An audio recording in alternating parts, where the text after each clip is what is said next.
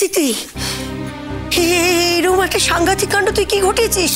এই এরকম একটা কাণ্ড তুই কেন ঘটাতে গেলি? তুই কি জানিস না? তুই কি জানিস না যদি কেউ ধরা পড়ে যায় এসব কাণ্ড ঘটাতে গিয়ে তাহলে তার যাবজ্জীবন কারাদণ্ড হবে, ফাঁসি পর্যন্ত হতে পারে? সে খেয়াল তো ছিল না। কি রে তিথি? ও খেয়াল করলেই অপরাধটা করতে পারতো। না না, আমি ঠিক সে কথাটা বলতে চাই না। আমি বলতে চেয়েছি তুমি এক্স্যাক্টলি তাই বলেছো। তুমি ওকে বলার চেষ্টা করছো যে যদি ফাঁসি না হতো, যদি যাবজ্জীবন কারাদণ্ড না হতো, যদি অপরাধের কোনো শাস্তি না হতো, তাহলে এই কাজটাও করতে পারতো। না, এটা আমি বলিনি, বলতে পারি না, এটা বলিনি। আমি কোনোদিন তোমার সাথে তর্ক করে পারিনি, আজ আমি তোমার সাথে তর্ক করতে চাই না। দেখো, আমি এই কথাটা বলিনি, এটা পরিষ্কার। এবার তুমি তোমার যেভাবে ইচ্ছে ব্যাখ্যা নিতে চাও নিতে পারো। কোনো ব্যাখ্যা নেই মহুয়া, সমস্ত ব্যাখ্যা, সমস্ত তর্কের ঊর্ধ্বে চলে গেছে তোমার এই বড় মেয়ে। হয়তো কাল সকাল থেকে আমি একটা নতুন ভোর দেখব, নতুন আলো দেখব, যেখানে আমার এই বড় মেয়েটি আর থাকবে না। সবসময় ভয় ভয় থাকতে হবে না, আবার কাকে অপমান করলো, আবার কার ক্ষতি করে দিল। হয়তো আশা করছি আমি একটা নতুন সকাল দেখব।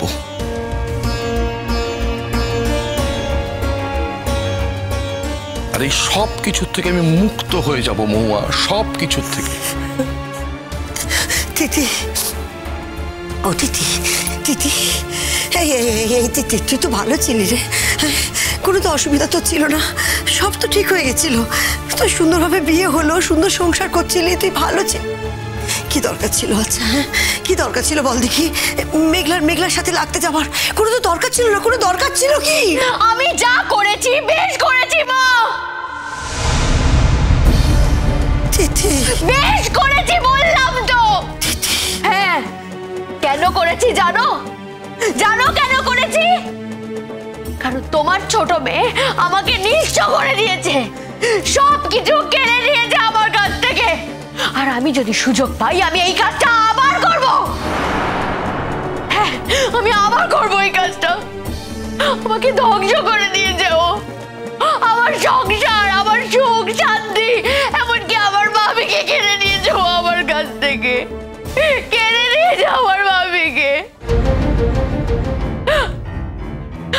সবকিছু কেড়ে নিয়ে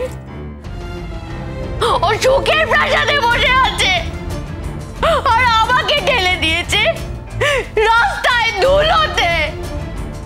এই জীবনটা রাখার কি খুব দরকার ছিল মা? বলো না, খুব দরকার ছিল? এর থেকে তো মরে গেলে অনেক ভালো হতো। এখন যদি আমার ফাঁসি হয়, আমার যাবজ্জীবন হয়, আমার কোনো দুঃখ থাকবে না, কোনো দুঃখ থাকবে না। কারণ আমি অন্তত এইটুকু ভেবে শান্তি পাবো যে আমি একটা অন্যায়ের বিরুদ্ধে গিয়ে লড়াই করেছি, সত্যের জন্য লড়াই করেছি।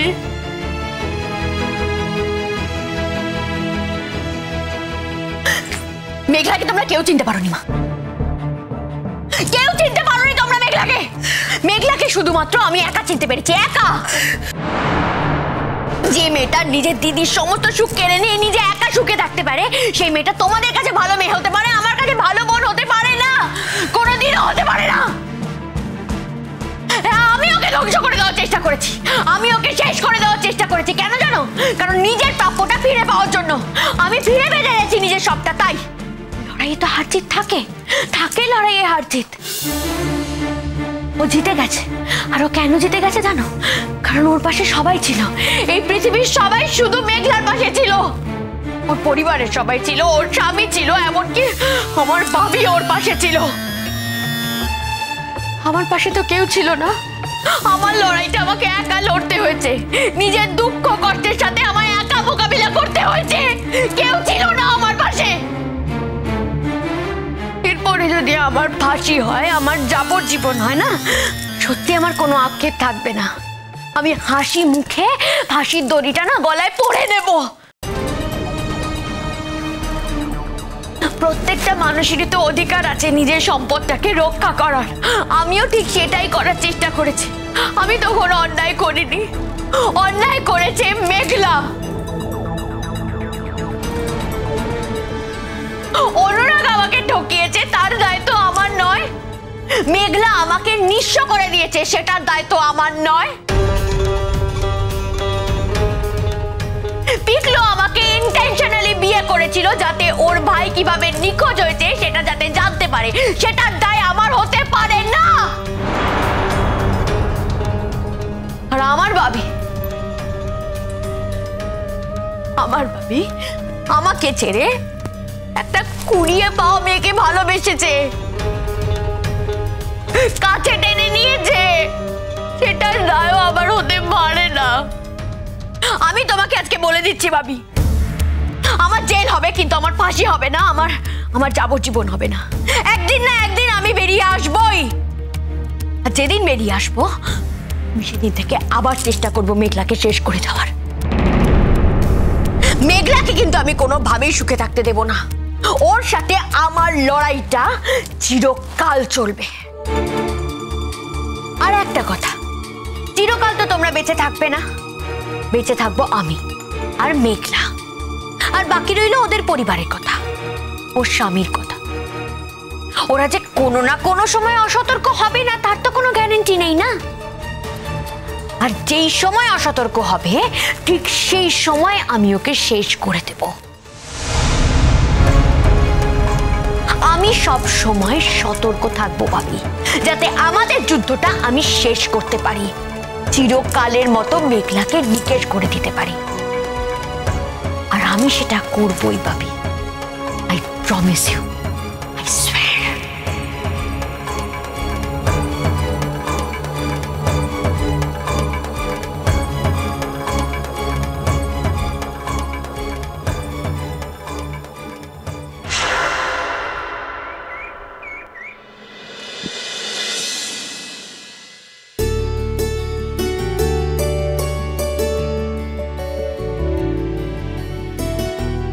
আরে মেঘলা, তোর মুখটা এরকম শুকনো দেখাচ্ছে কেন রে? কি হয়েছে তোর? কিছু হয়নি তো মা, আমি তো একদম ঠিক আছি। নে তাড়াতাড়ি ব্রেকফাস্ট করে একেবারে রেওয়াজে বসে যা। আমি এখন খাবো না মা, পরে খাবো। তোমার সাথে খাই না। আরে আমার সাথে কি করে খাবি? ভালো জেঠু যাবে, তারপর তো দাদা ভাই বেরোবে, ওদেরকে খেতে দিয়ে তবে তো আমি বসবো। তুই খেতে বস না। এখন ভাল লাগছে না মা।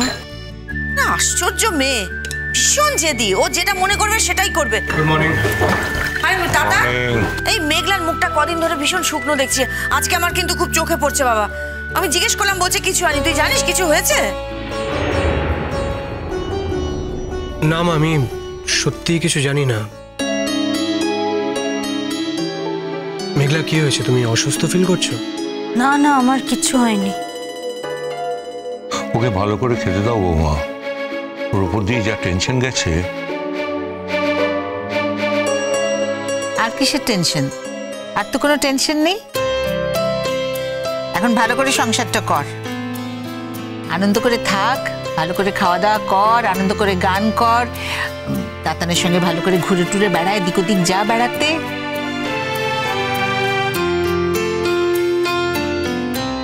মা, ওরা আর একা বেড়াতে যাবে না, সুতরাং এই বেড়াতে যাওয়ার কথা তুমি বলো না। দাদা ভাই, আগের বারও কিন্তু আমরা একা কোথাও যাইনি। মানে শেষ পর্যন্ত তোরা তো সঙ্গে গেছিলি, তা থেকে কিছু আটকালো? যা হওয়ার তাই তো হলো।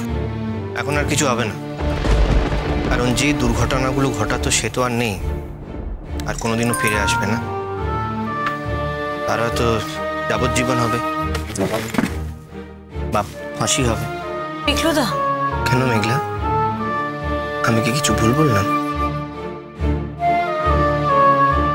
পিকলুদা, তুমি মুখে যাই বলো, আমি জানি দিদিভাই যতই খারাপ হোক তুমি ওকে ভালোবেসে ফেলেছিলে।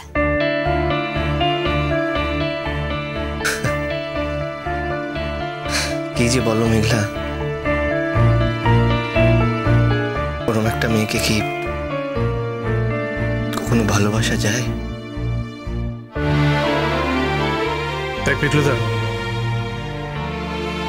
আমাদের সবার জীবনেই কিছু না কিছু ট্র্যাজেডি থাকে, কমপ্লিকেশনসও থাকে।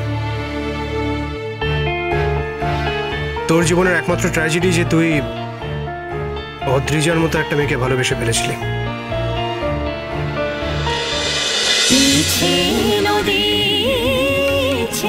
নদী